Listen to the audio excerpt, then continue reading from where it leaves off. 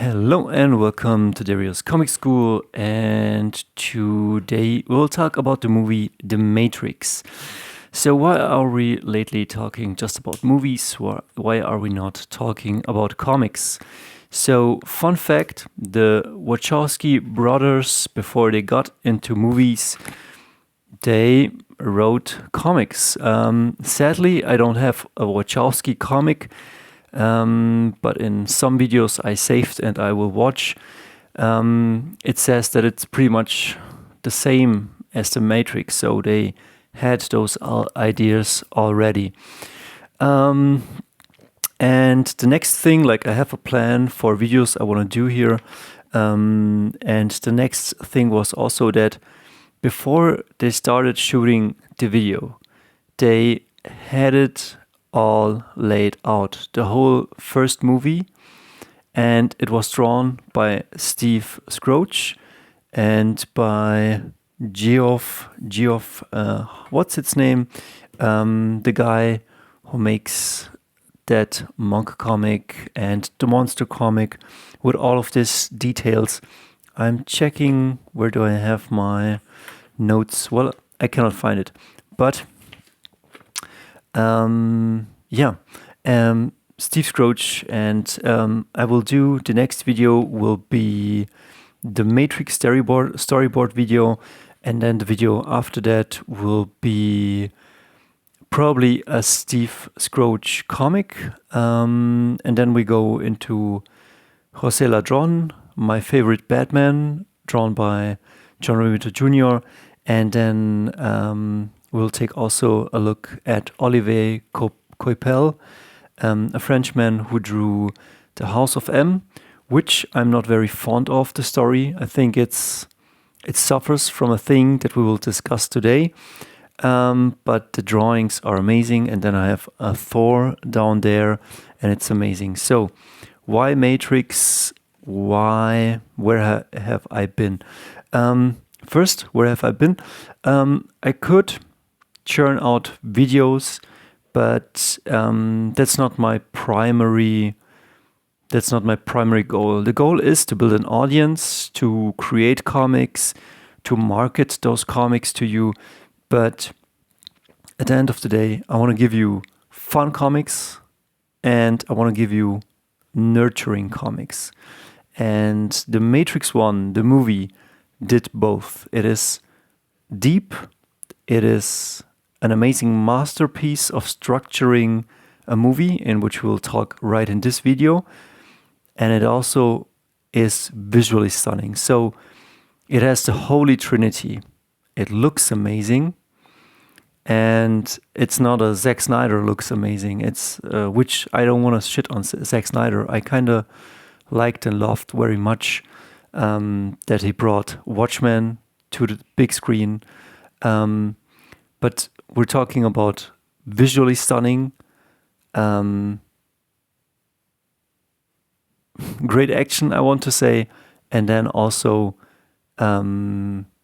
stunning, like from the depth, like of what the story is unfolding. It's like you fall into a rabbit hole, and you're like really experiencing some deep stuff. And at the end, Matrix is not, it gets weaker at the very end, but we will talk in a second about that. And the sequels are absolutely trash. There are also movies, and I will attack those. I could also attack comics like The House of M, but we'll do that in a different video. But there's also like movies like the Inception, which are praised as masterpieces, but for me, they are just hot air, because the motivation of the characters, for me, it's not very clear. Lately, or in his last movies, Nolan does some impressive things, has some impressive ideas, same in Tenet. The execution is also very well, but what I don't like it's that it's pretentious. Everything wants to mean a lot. Dune 2 had it also, and also like the Fallout TV show at the end. It wants to mean, and also House of M. I think, who wrote it? Michael Bendis. It wants to mean a lot. It wants to be very good, but it's just not. It's just icing without cake. So we'll skip that. And now you can say, okay, do you remember 100 Bullets and have you read it? For me, it's a pretty fun comic. I love the colors. I love Eduardo Risso, but the story is very forgettable.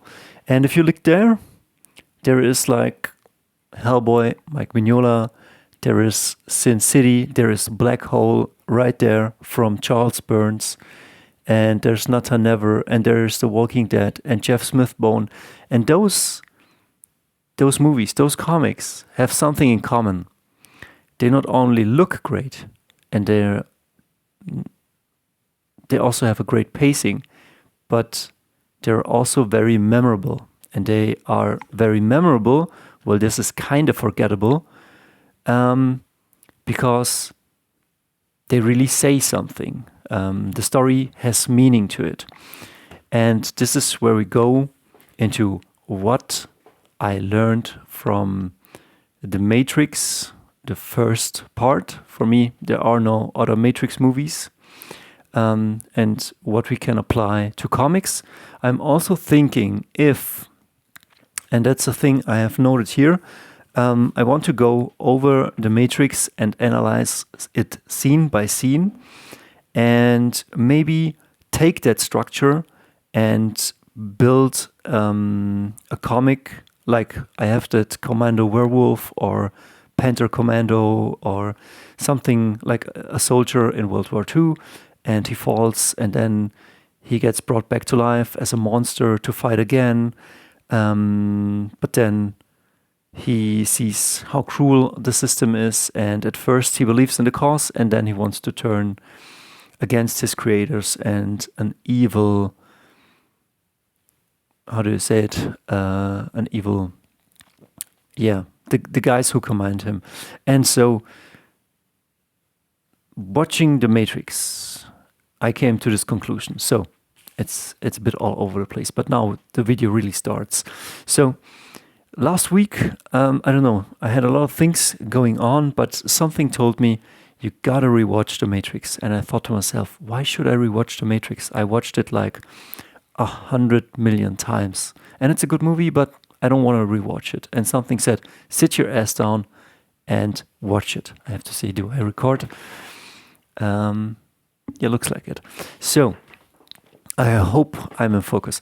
And I sit down and I start watching The Matrix. I've seen this movie 1,000,000 times, but lately I'm somehow charged with an understanding for storytelling. So I sit there and I watch the movie. And the first scene is like Trinity and the cops and the agents showing up, and just the pictures, the dialogue, the things that are expressed in this movie and how it looks, how it feels, the pacing, the visuals, like everything fits together nicely. But, and this is the most important thing, each scene is well constructed. Like each scene, like they took it and they thought about it. Okay, what does this scene mean? And so in the first scene, we see Trinity and we get to know the world. We know that the cops want to arrest this terrorist, Trinity, and the agents show up. And so they told him, they tell the cops, like, why did you send your man up there? And one cop says, or an officer says, well, it's just one woman. What does she want to do? And then Agent Smith says, your man are already dead. And then we see Trinity in action, great visuals. She's running up the walls. We get the 360 thing. And most importantly, the visuals, although stunning, and the action serves the purpose of the story and not the other way around. This is not and I've never seen it, but lately I've seen or heard that Rebel Moon 1 and 2 are the worst movies ever. And that is also what Christopher Nolan sometimes has or does. Like, he has a great idea and then great visuals, and then he constructs the story. And that's where you get your all icing and no cake, which nobody can eat and digest. But The Matrix wants to be all the cool influences it really is, but has something meaningful to say. And so then I watched the scenes, and then there's this chase where the cops are chasing Trinity and the agents. And a great thing here is that, like, every scene builds on the previous scene. So it's not just that they're disconnected. Each scene builds on a different scene, and it is like music. It is like muscles interconnecting. It is like a dance unfolding. And we see that Trinity somehow has kind of superpowers, and the agents have superpowers, or that they bend the rules of reality.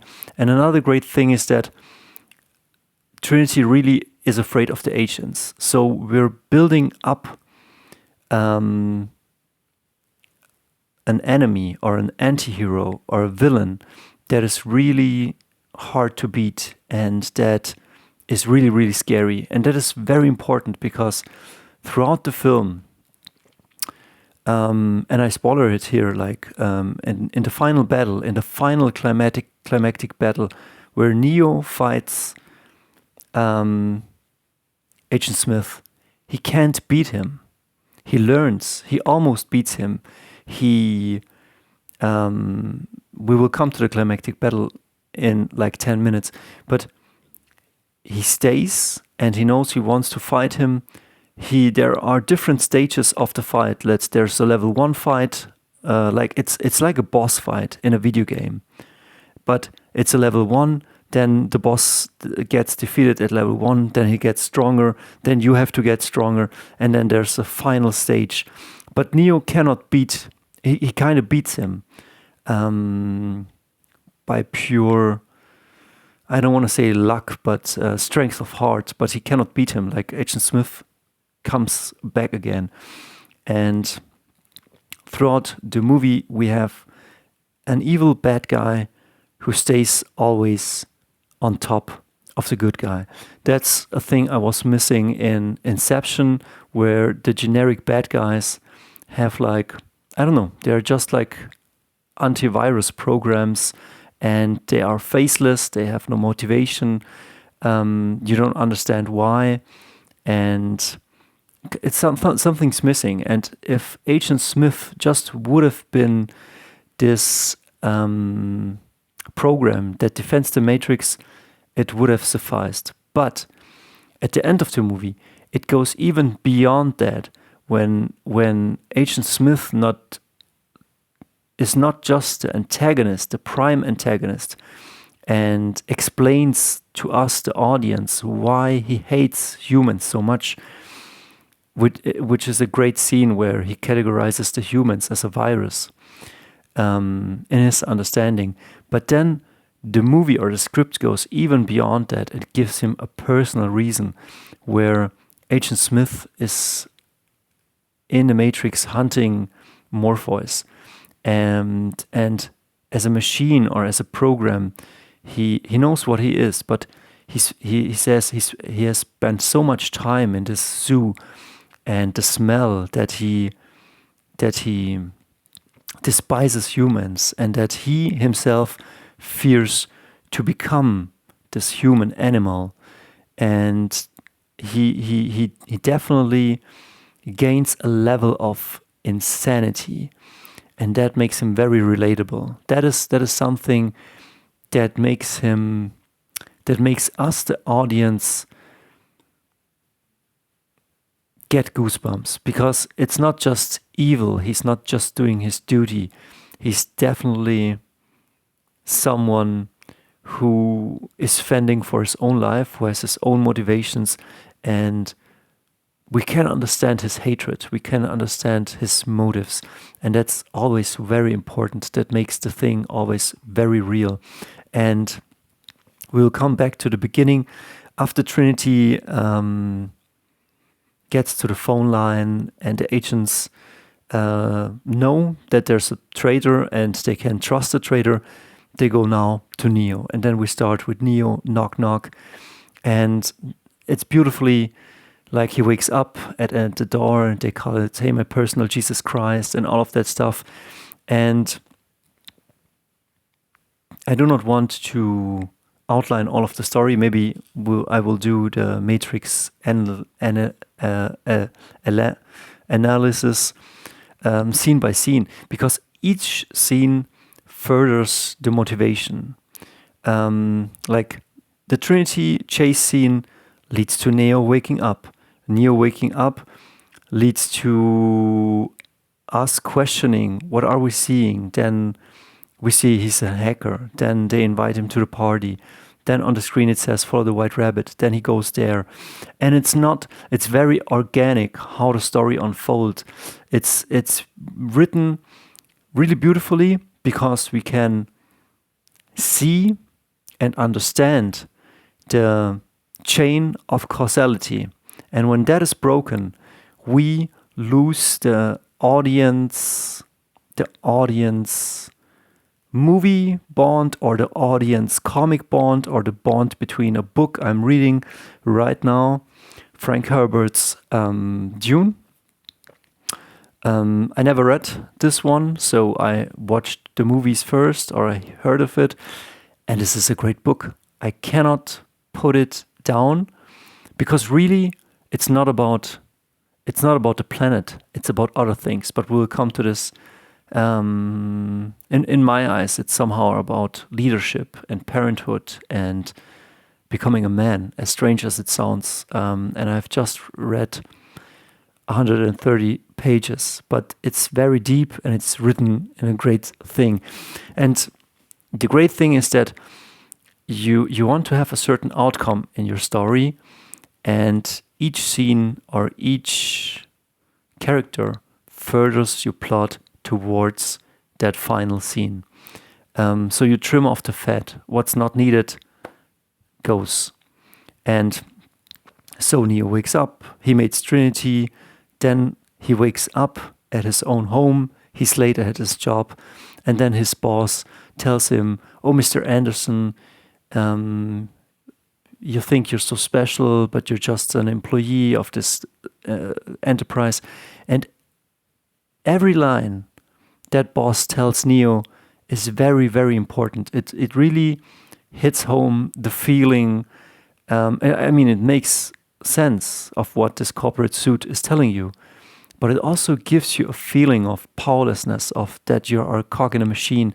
And then the next scene, you know what I mean? I mean, I think I didn't miss a scene, because the movie is so well built that you can remember each building block. And then the next building block is he sitting at his desk, defeated. He doesn't know. It's a cubicle. A courier brings him the cell phone. He opens it. We see the very iconic Nokia cell phone. He picks it up. And then I don't know what Morpheus says, but he says, I don't know what he says, but the dialogue is also very beautiful. It's like, when it has to be meaningful, it is meaningful without being cringy. And also, like, the demeanor is very important when we'll come to that. But whenever Morpheus talks to Neo, like the voice, the tonality, the dialogue, he's very respectful of Neo, and he tells him, like, this is what you gotta do. It's either this or that, but it's never, you know what I mean? There's always this beautiful, respectful voice and caring. So it's rich. It's very rich. And then Neo tries to escape. He doesn't escape. He ends up with Agent Smith. We learn more about the agents and Agent Smith, and then Neo's mouth gets closed and he can say nothing. And then after that, he wakes up at his home and he thinks that the probe he got put in his stomach is a dream.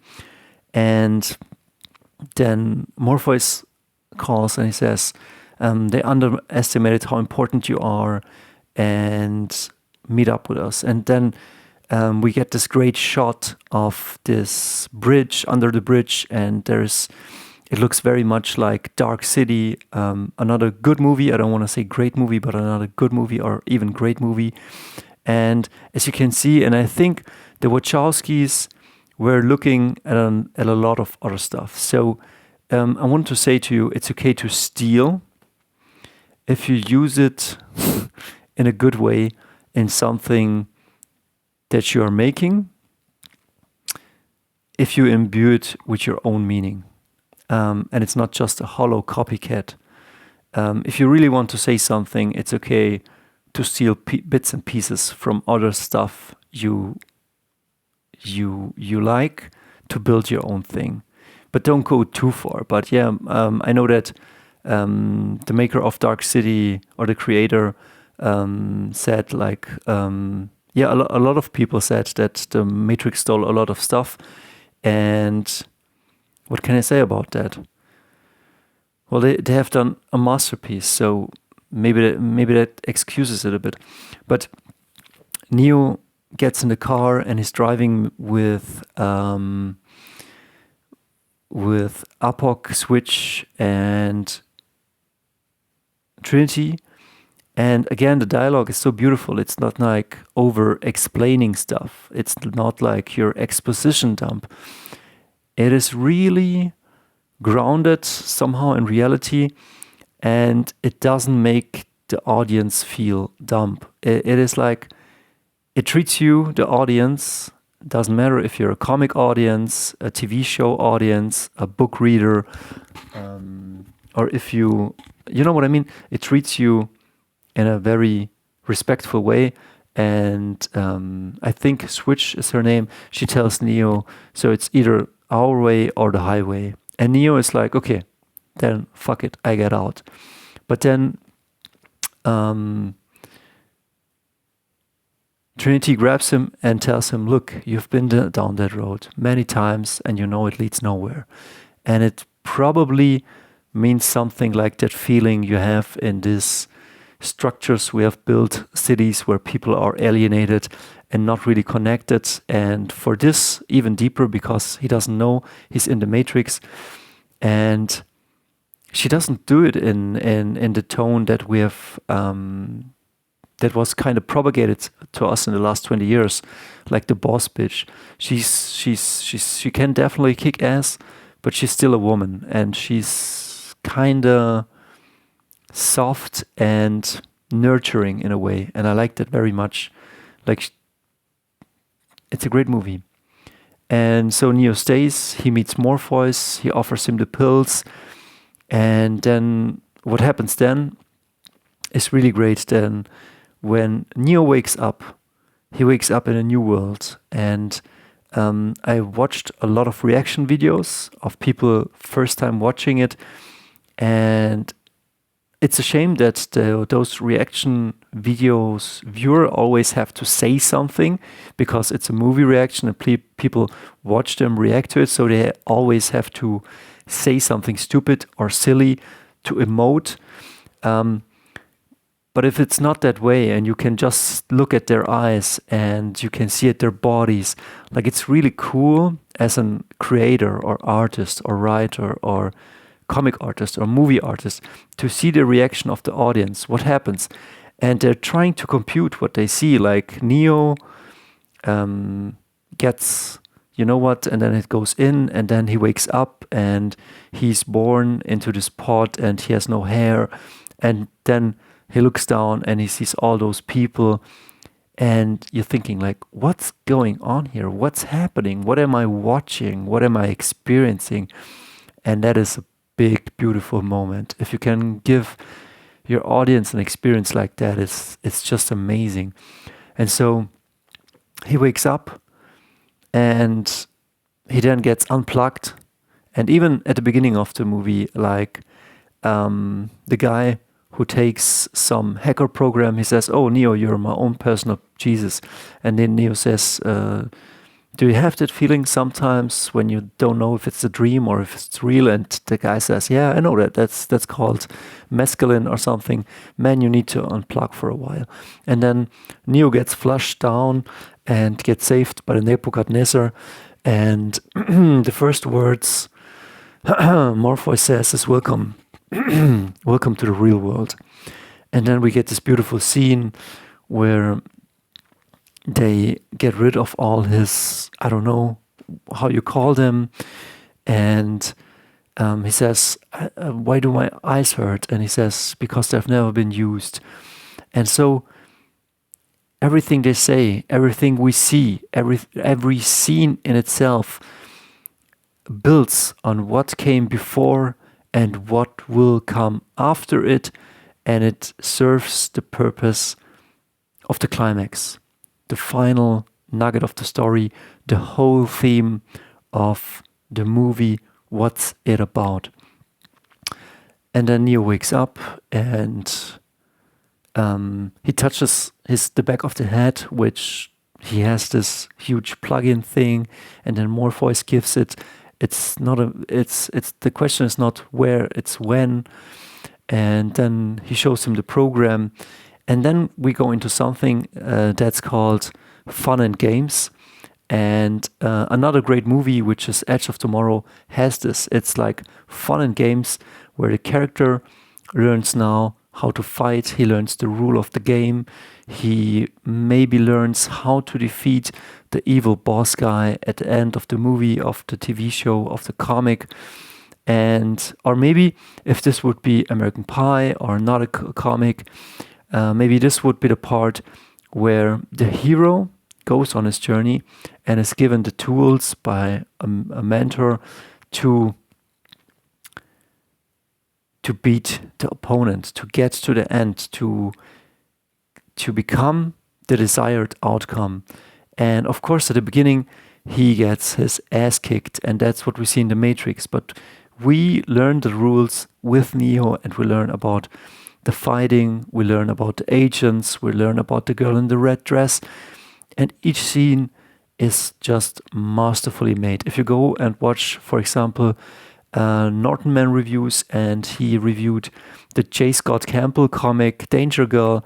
I think Danger Girl as a comic has a similar structure where it looks good, it serves the plot, each scene leads to the next scene, and each scene builds on the previous scene. So we don't have unnecessary filler, we don't have stuff that doesn't belong in the comic, in the story, in the book.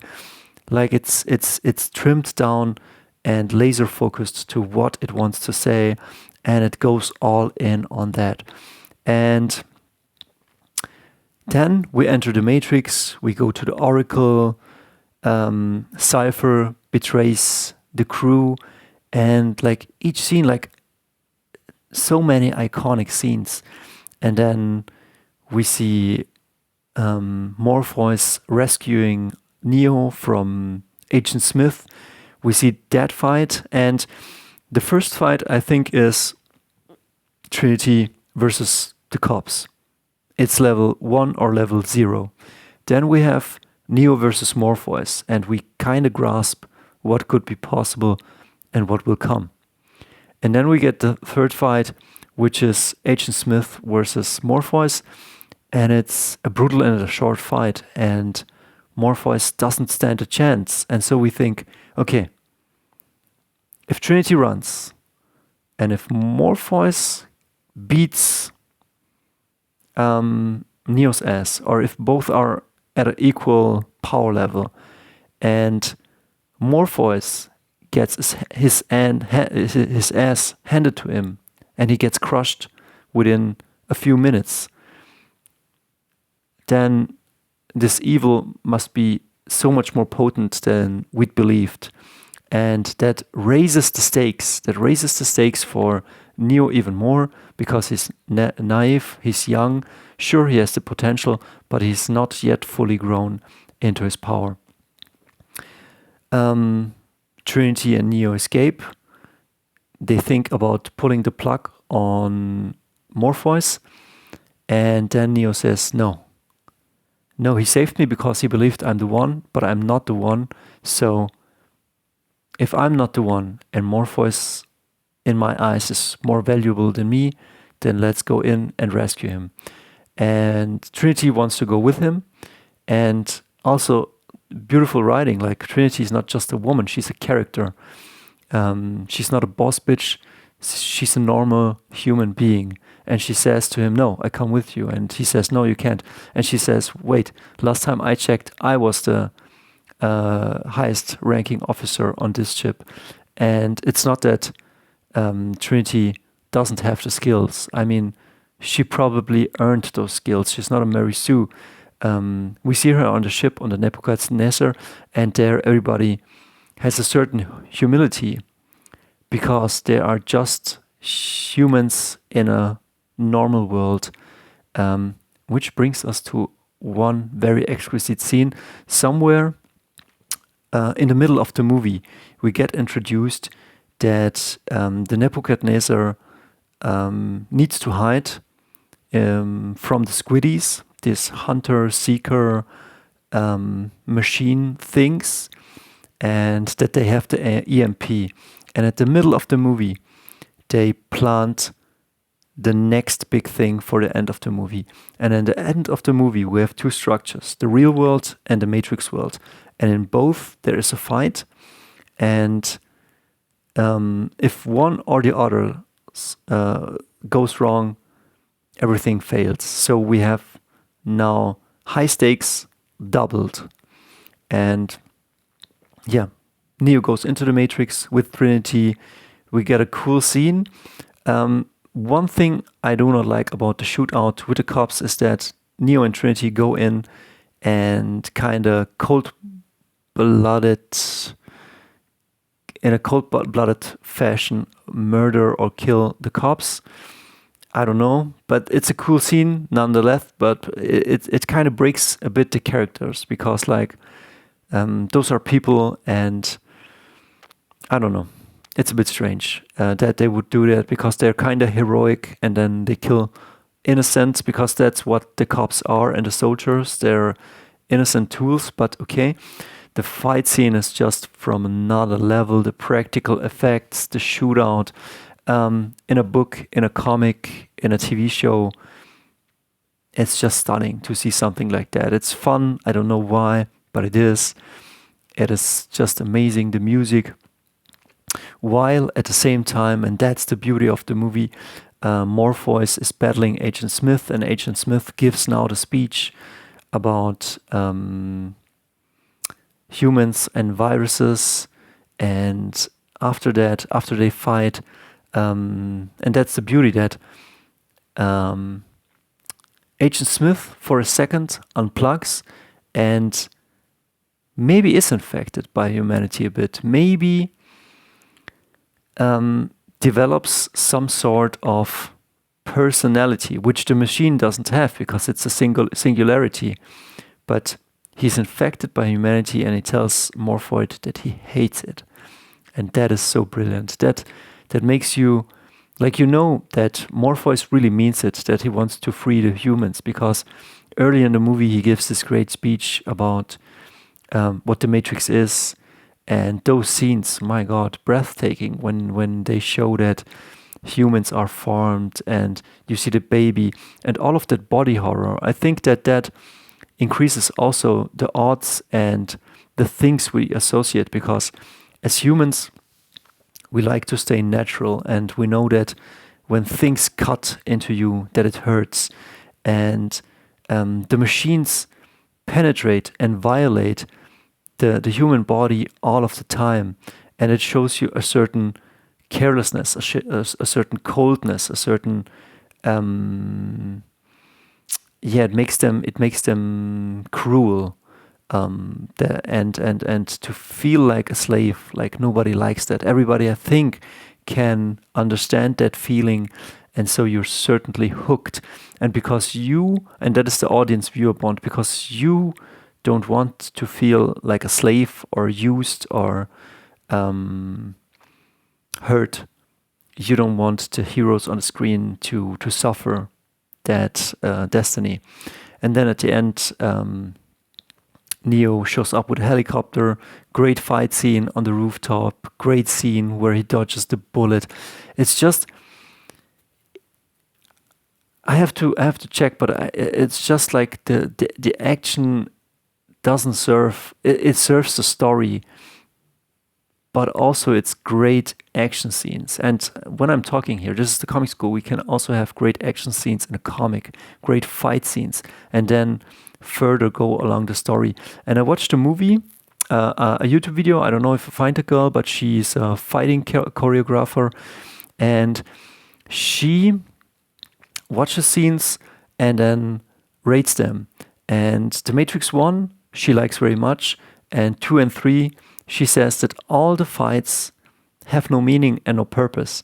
They just fight for the fight's sake.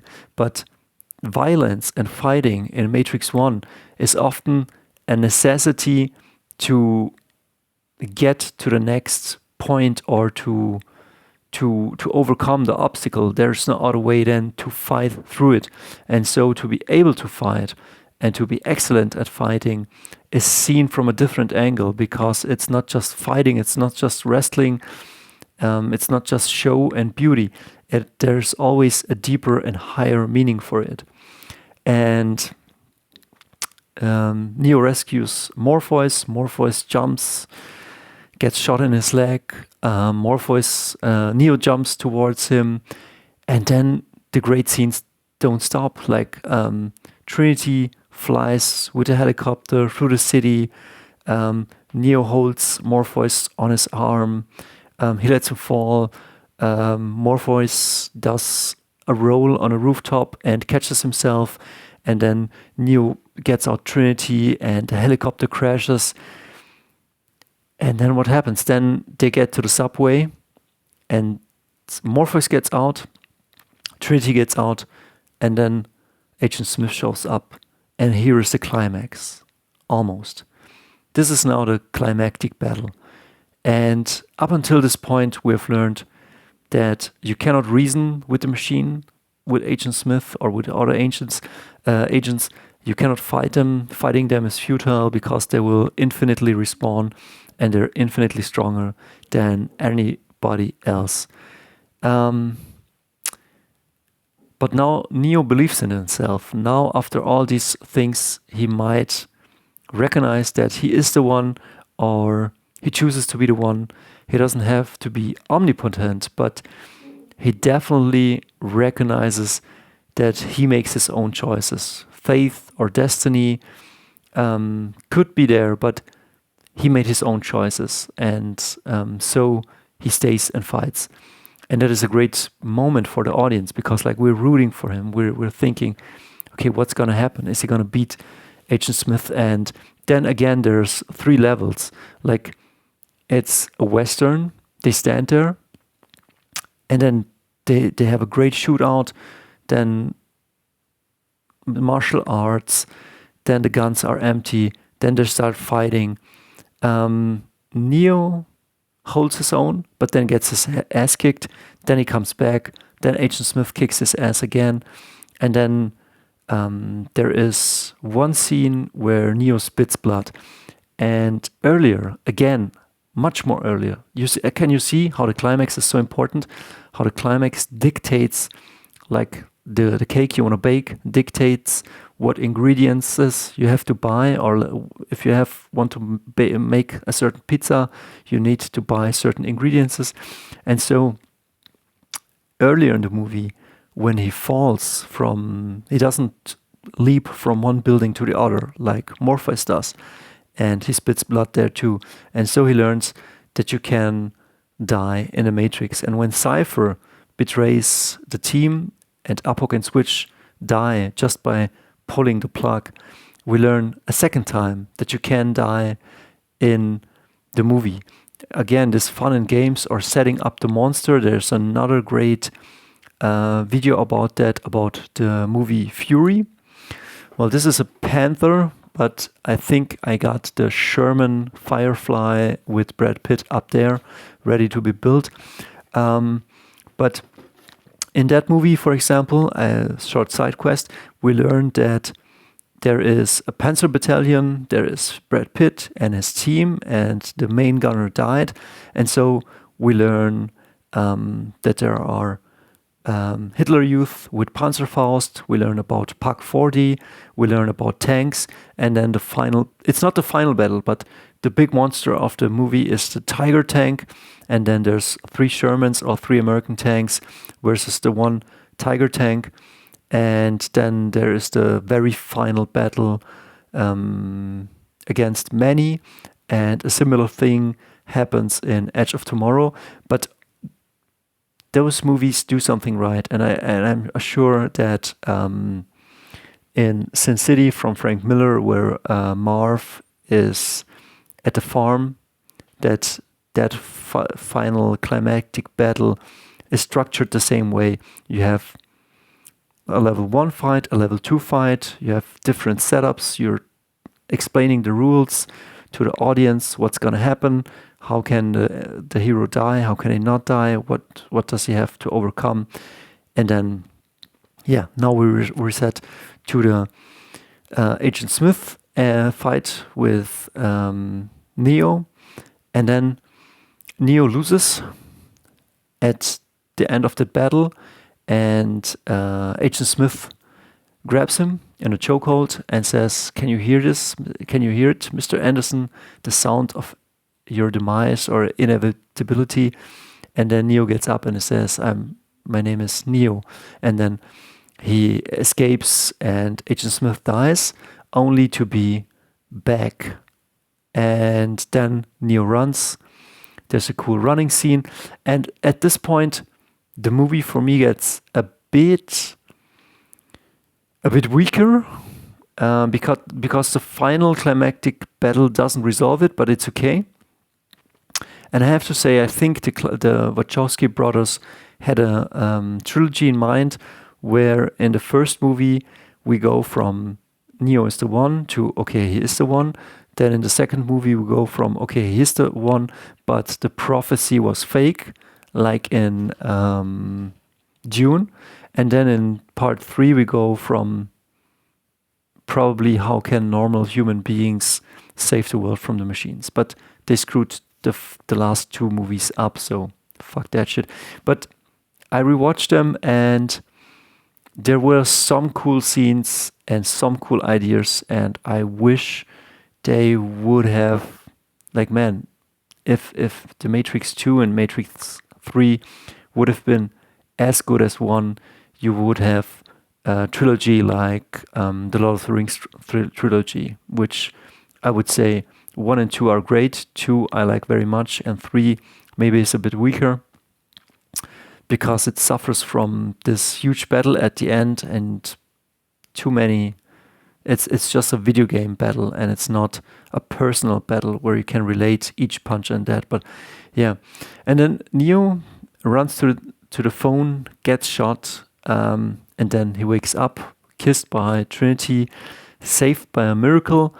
And I think that's a bit weak for my taste, because up until that point everything was earned, and that is like magic and spiritual, and I believe in those things very, very much, but the ending doesn't feel very satisfied, very earned. Beautifully, at the end, when he fights or he escapes, the Squiddies are trying to enter the Nebuchadnezzar, which is really good. Like, the stakes in the real world are very, very high. They're just, they're almost getting caught, and yeah, it's a great ending, but not super great. Then he wakes up, he sees the Matrix, and he stops the bullets. It's kind of cool, but yeah, I don't know. And so maybe then we know he is the one and what will happen.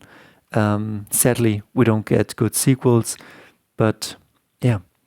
So I don't know how long I talked. I don't know if somebody's gonna watch this, but I just wanted you to know that this is how you structure a great comic, a great movie, a great TV show, that each scene serves a purpose, that story writing is not it's not just luck. You can craft it, you have to craft it, but you have to also have a certain sensibility for the characters, for the story, for the themes. And we might learn through books, we might learn through other movies. I don't know if Quentin Tarantino did it this way, but I think he soaked up enough movies, he made enough mistakes, he created a lot of stuff, and at a certain point he realized what was good, bad, what was ugly, and then you just are the one. See ya.